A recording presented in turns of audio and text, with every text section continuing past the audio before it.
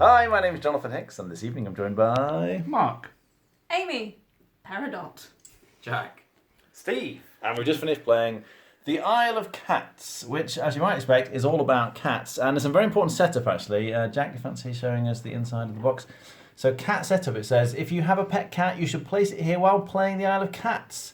So, first of all, you stick the box like this, and you place your cat in the box, and then you can carry on playing the game. All right, so... What are you trying to do? Well, you have this sort of pirate ship boat thing. I don't quite understand. But essentially, you can see this is like the end of the game, and I filled it with cats. Each of these sort of Tetris pieces is a cat of some description. And you can see I've got red cats and green cats and blue cats and lots of different colours of cats. And essentially, you're going to get a big pile of points at the end of the game for having filled lots of spaces and having lots of cats. And there are some important kind of blue sort of end game point scoring cards that you're kind of going for as well. But in terms of how you play the game, you start off by, well, actually, first of all, you get fish. You get 20 fish at the start of every round. Fish is like the currency in the game. So you start off, you get a big pile of fish. Then we're going to draft some cards. So everybody, you can see, has a hand of cards here. And you look at all your cards, and effectively you're going to pick 2 to keep. So you can see these blue ones are the ones that will score me points at the end of the game. So this gives me a point for every 2 cats I have touching the edge of my boat. So you can see all around the edge, that'll give me 2 and 2 and 2. So maybe I decide, oh, that's a good one, I'm going to keep that one. And then also, you're going to need to kind of acquire more cats. And one way you do that is you need a basket. For every basket, you can acquire a cat. And the boots are important for first place. So I'll perhaps take that as well. So you take your 2, you take the rest of the cards and you pass them on. And then everyone does the same, so you're going to get some more cards. Oop, here we go, Steve's giving me some cards. And I'm going to pick another 2 cards. Ooh, treasure. Treasure are particular cards, if I take this one. Like these special ones kind of come out as you go through the game. And that will let me get one of those treasure cards, which lets you fill sort of awkward spaces, because some of them work quite nicely for the spaces. There's another lesson card, which is endgame scoring. This is like half a basket. You'd need 2 of those to make up a whole basket. Oh, and this is an instant card, a cat hammock. Place your next cat or treasure anywhere on your boat, because at the start of the game when you get a cat, you can put it wherever you like, but all the rest of the cats have to touch existing cats. So this might be quite handy. That's like an instant one. So I'll take that one. So those are my next 2. And then we draft some more cards. They go on. And you kind of carry on like this. You're taking 2 cards each time. So always a couple of baskets. I'll take a couple of those. And then the final card just gets passed on. And Steve just hands me 1 card. So you're going to end up with 7 cards having drafted these cards. This one says... gain a fish for every lesson card in front of you. Those are the blue endgame scoring cards that you kind of place. So you draft your cards, and then you're going to play any lesson cards. So at this point, you have to decide which one to keep. And you're paying the cost at the top left in fish. So if I want to play this card, then I would need to spend 2 fish. This one I want for the baskets, that'd be another 2 fish. This is a nice ability, so that's 1 fish. You kind of add up however many fish it costs, and then you pay your fish back to the bank. Then everyone sort of simultaneously plays their lessons. Now, some lessons are sort of secret, so I would put this face down here, and at the end of the game, that's worth points for me. There are some public lessons, in which case they'd sort of be placed in front of the boards. Oh, there we go. Jack's got a public lesson, which means everybody will be getting points for this one, not just the person who played it. And it says everyone gets a point per treasure touching the chosen colour cat on their boat. So you'd pick a colour, and it's the treasure. That's these ones here. So if we have red, for instance, they have these little cats, so you can remember what colour you've picked. And then that's about having those ones. So yes, then having played the lessons, you get to rescue cats. Now I have a big pile of cats. In fact, we've forgotten to draw the cats, but we can do it now. The bag, there's a bag of cats. We've lost the bag, here it is. Steve's got the bag of cats. Oh, he's just grabbed some on the board. But you kind of draw cats from this massive bag. And you have a pile of cats on one side, and a pile of cats on the other side, and another cat in the middle of the table. Now, essentially, the cats on this side cost you 3 fish each, and the ones on this side cost you 5 fish each. It's random, but obviously some are going to be more expensive than others, so you might want to go for the cheap one, even if it's not necessarily the best cat for you. And then you take it in turns to sort of play cats. You put these green cards out. There's my other one. So if I play these, this means I will be able to get 2 cats, and if you have any permanent baskets, these will let you get extra cats. So I can get 1, 2, 3, 4 cats this round. And the boots, you kind of add them up. This is 1, this is another 1, so that would be a total of 2. And whoever has the highest boot value goes first. So you kind of sort player order here in the middle. And then you take it in turns buying or capturing, is it cats? Rescuing. You were rescuing cats. That's what we're doing. So I might decide for whatever reason I really want this cat, and you sort of pay the fish cost. That would be 5 fish you pay. And then you've got to try and fit it somewhere on your board, touching an existing cat. So maybe I could, can I fit this in? Oh, there we go, that fits like that. Now you kind of want to group cats together because at the end of the game, you notice there were some rats on here. They're not good. You want to kind of cover them up. You're going to lose a point for every rat. Every room, in fact, it helps if we look at this empty board. Thanks, Steve. This is like a room here. So if you fill this section, you can see the sort of dark brown lines separate the rooms. So this would be another room here. You can see it's a bedroom. There's a nice cat bed there. Every room that you don't completely fill loses you 5 points. Then families, you basically count up how many cats you've got for each colour. So I've got 1, 2, 3, 4, 5 green cats all touching. So that would be worth 15 points at the end, so you're getting points for having groups of cats.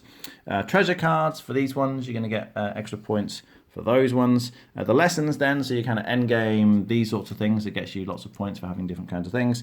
And yes, and the public lessons as well as your private ones. So you kind of add up all the points here, and it's most points that wins at the end.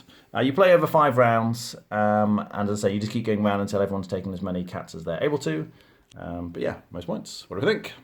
Well, if you like cats, this is probably the game for you. I think everyone's going to think. But as an actual game, it's relatively easy to play. It's a simple enough drafting game, which is good. You'll get the enjoyment of doing the Tetronimo, like filling out a board, trying to fill in gaps. People always enjoy that. The drafting works relatively well. The comparison, I was told before going into it, is a bit like Bunny Kingdom. And I get that because there's always the decision on do I want to take in cards to further my placement of stuff. In Bunny Kingdom, it's global, and this is individual and like personal, versus taking scoring cards or other cards. So it does compare quite well to that. My biggest negative, it's a bit of a mess everywhere. I think it would be really explained it's better, but there's a lot of stuff going on the table. It's a bit of a mess. You've got cards that you're going to score at the end. You've got cards in your hand. You've got cards that I've kept back from the previous round. So I've just got piled. I'm like dealing with cards and stuff all over. And some of the iconology, it's small. It's fine. It's fun enough. I'm not sure how many. Like I'm going to play it loads. I guess the game varies on what cards ultimately you get, and sometimes I think also you're going to be lucky or unlucky. I managed to get some good cards that work together. I think it helped me score quite well. Amy? As a drafting game, I think it works really well. There's definitely decisions to be made in keeping cards back from your opponents that I didn't want them to have, and then not buying them. You don't have to purchase them, you can discard them during that phase. So sometimes it's like, oh, actually, that gets Jack lots of points. Maybe I'll keep that one. And because you get the choice of 2, I find that quite nice because you get to take something that would benefit you and then maybe just preventing your opponents doing something devastating. The art is beautiful. It's a really well-designed game in that regard, but like Mark says, sometimes the juggling of all the piles of cards can be quite difficult. And I feel like if someone was dishonest with that, they could quite easily cheat in this game. Again, during the spending phase, you don't reveal your cards in any way to show how much you spent on your cards. So you are, again, trusting the other players. Hopefully you have a lovely game group. And they would not lie about how much they had to spend their cards on. But generally, I really like the mechanics of the game. I love a good patchwork Tetris-style game, trying to figure out how to utilise my space well. It's really fun. Jack? Yeah, I've got to echo there about how disorganised the game is. With the potentially you have like 3 hands on the go at one point where you're deciding what you're buying and what you've got and what you've already got in your existing hand. But even with all this sort of chaos going on, the game isn't confusing. It's very strict when we all know exactly what we're doing from round 1 pretty much. Your game plan becomes pretty apparent right away, and then even other people's ones you can see what they're going for. And that's still subject to change when you get the right lesson. You're like, okay, no, this is a good lesson. I should change my playstyle here. But it's nice, and it's got just the right amount of playing against the other players without specifically hating on one player, which feels like can happen in quite a few other sort of drafting style games where you can leave one player completely out of luck. But yeah, no, it's good. I liked it. Steve? Yeah, a couple of things you do quite nice here. It's not that mean. You can hate draft. I'll come back to that in a sec. But if you have a bad drafting round, you can keep cards over till the next round, so you have more to do next time, and you can keep fish over, and that's really important. If you kind of only got 20 fish and you lost them all, and you got 20 again the next time, you'd feel awful if you've only spent 16 and there's nothing you can spend your last 4 fishing or something like that. So it's really nice that if you have an inefficient round for whatever reason, you try to do something else, you try and get an extra basket or something like that, that you've got the ability in future rounds to kind of have a really big turn. I was last in turn order for most of the game, and then near the end when I'd saved up a lot of fish, I went bang, bang, bang, I'm going to go first, I'm going to draft 2 cats at the same time, I'm going to move all this round, and I felt like I had a really good turn there. I also think that getting to the point where you're putting stuff on your board, it appears in a lot of games. And the reason it appears in a lot of games is because people like doing it. People like the what tile would fit best in this position and what colour do I need for that and all that sort of stuff in it. So there's going to be loads of people that like this sort of game and just the spatial awareness kind of problem. In terms of the draft, I really wish you only drafted 1 card. I really like in drafts, maybe not with 5 players, it might take too long or something like that. Maybe they've tried to speed it up. But I really like the benefit in drafts of having something get back to you. Like, here's my X number of cards. So like in Bunny Kingdom, I think you get like 12 in a 3-player game. And you're like, okay, these 3 I want, I can only take 2 of them. Which one's more likely to come back to me? And therein lies the skill in the draft. So in this Amy cited hate drafting, yeah, you can definitely hate draft it because you're not going to buy all 5 cards in your hand. So at some point you're like, well, I want this one, so which one can I deprive my opponent of? Well, it's not really how I want to play a drafting game. What I want to do in a drafting game is have things come back to you. Echo the disorganised chaos and stuff like that. They just needed a place to put things effectively. These are the cards, these are your reserve cards the last round and so on like that. And there is a thing like, how do you know that people are paying the right amount? I'd like to think that you don't play with people who would cheat in this sort of game, but potentially it can happen and you don't necessarily know. Rating? 6.5. Jack? 7. 7.5. 6.5. Yeah, it's a funny one, this one. It is a decent game. The cats thing escapes me, really. I don't understand the theme at all. Why are the cats on the pirate ships and how are we rescuing them? It doesn't make any sense to me. I do like cats, though, so the cats look good. And the artwork, I do really appreciate. And the actual drafting and picking the right tiles, using your cards to get the right cats in the right places, I like that part of the game. So from that point of view, it's enjoyable to play. It has a couple of detriments for me, though. The fiddliness of, the turn order has lots of different bits. We do this, then we do this, then we do this, then we do... Oh, and don't forget to do this bit. We kept forgetting to put the cats out at the right point. So there's lots of little fiddly bits there. And because there's a mess all over the place, it is just it bothers me. I don't think it's a big issue, but it definitely bothers me a bit. Something that bothers me more, though, is the randomness. In terms of the draft, there are these special Oshax cards, I think, which let you get these super duper tiles, which kind of cover lots of space. And they can be very powerful, and I never saw one in the entire game.